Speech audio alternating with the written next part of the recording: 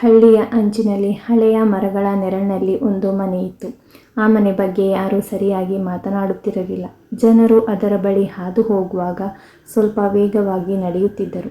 ಮಕ್ಕಳು ಅದಕ್ಕೆ ಹತ್ತಿರ ಹೋಗುವುದಿಲ್ಲ, ಯಾಕೆಂದರೆ ಆ ಮನೆ ಖಾಲಿ ಇರಲಿಲ್ಲ. ಅನುಷಾ ತನ್ನ ತಂದೆಯ ಸಾವಿನ ನಂತರ ನಗರದಿಂದ ಆ ಹಳ್ಳಿಗೆ ಮರಳಿ ಬಂದಳು. ತಂದೆ ಬಿಟ್ಟಿದ್ದ ಆ ಹಳೆಯ ಮನೆಯನ್ನು ಮಾರಿಬಿಡಬೇಕೆಂದು ಅವಳ ಉದ್ದೇಶ.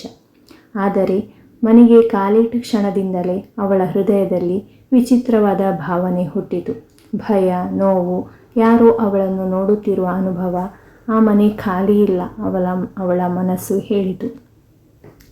ಮೊದಲ ರಾತ್ರಿ ಮಳೆ ಜೋರಾಗಿ ಸುರಿಯುತ್ತಿತ್ತು. ಕಿಟಕಿಗಳು ಗಾಳಿ ಹೊಡೆಯುತ್ತಾ ಕಿರಿಕಿರಿ ಮಾಡುತ್ತಿದ್ದವು.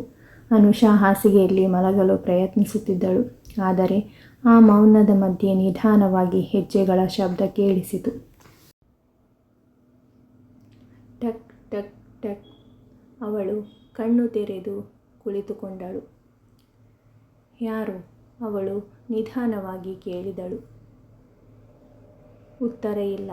ಆದರೆ ಹೆಜ್ಜೆಗಳು ಹತ್ತಿರವಾಗುತ್ತಿವೆ. ಹೃದಯ ಜೋರಾಗಿ ಬಡಿದುಕೊಳ್ಳತೊಡಗಿತು. ಅವಳು ದೀಪ ಹಚ್ಚಿದಳು. ಎಲ್ಲವೂ ಖಾಲಿ. ಆದರೆ ನೆಲದಲ್ಲಿ ಒದ್ದೆಯಾದ ಕಾಲಿನ ಗುರುತುಗಳು ಕಾಣಿಸುತ್ತಿದ್ದವು. ಆ ಗುರುತುಗಳು ಅವಳ ಹಾಸಿಗೆಯ ಕಡೆಗೆ ಬರುತ್ತಿದ್ದವು. ಅನುಷಾ ಕಿರುಚಲು ಯತ್ನಿಸಿದಳು, ಆದರೆ ಧ್ವನಿ ಹೊರಬರಲಿಲ್ಲ. ಮುಂದಿನ ದಿನ ಅವಳು ಹಳ್ಳಿಯ ವೃದ್ಧನೊಬ್ಬನನ್ನು ಭೇಟಿಯಾದಳು. ಆ ಮನೆ ನಿಮ್ಮಪ್ಪ ಯಾಕೆ ಅದನ್ನು ಬಿಟ್ಟು ಹೋಗಲಿಲ್ಲ ಗೊತ್ತಾ? ವೃದ್ಧ ಕೇಳಿದ. ಯಾಕೆ?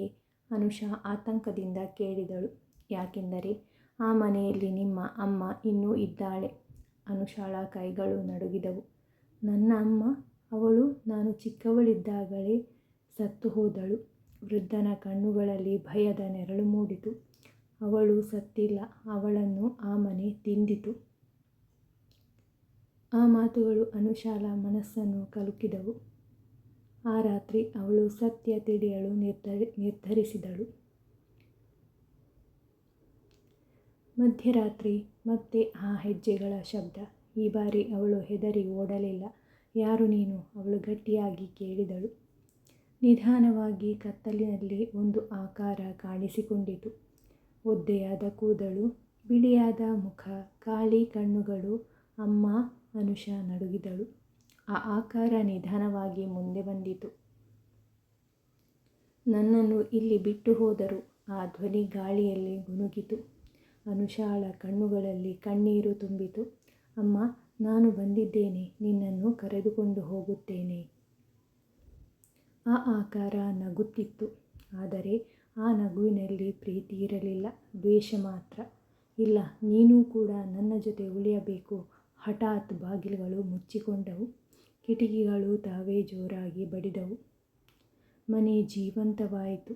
ಗೋಡೆಗಳಿಂದ ರಕ್ತದಂತಹ ಕಪ್ಪು ದ್ರವ ಹರಿಯತೊಡಗಿತು. ಅನುಷಾ ಓಡಲು ಪ್ರಯತ್ನಿಸಿದಳು. ಆದರೆ ನೆಲ ಅವಳ ಕಾಲುಗಳನ್ನು ಹಿಡಿದಂತೆ ಅನಿಸಿತು.